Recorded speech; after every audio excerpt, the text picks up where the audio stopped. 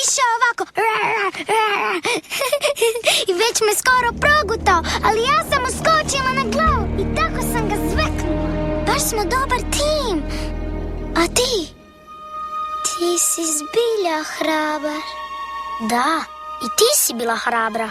Zovem se Kovu. Ja sam Kijara. Ano? Hej, loviš? Hej, loviš, loviš? Hej, ti bježiš, ja lovim, kužeš? Što je s tobom, zar se ne znaš igrati? Oh.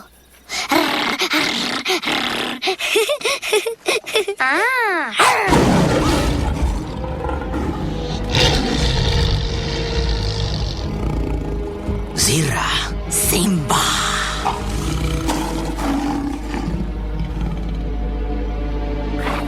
Nala, Zira. Timon, Pumba.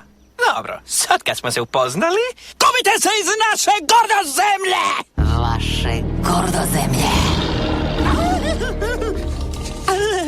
Ova zemlja pripada Skaru. Protjerao sam vas iz gordozemlje, a ti i tvoj nakot, gubite se. O, jesi upoznao mog sina Kovu?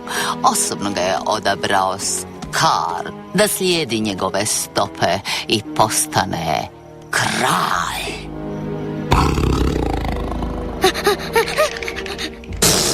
To nije kralj, to je čupava zvečka.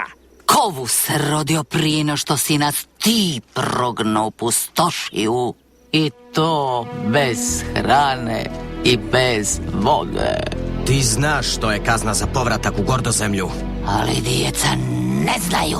No ipak ako si gladan malo mesa, izvoli.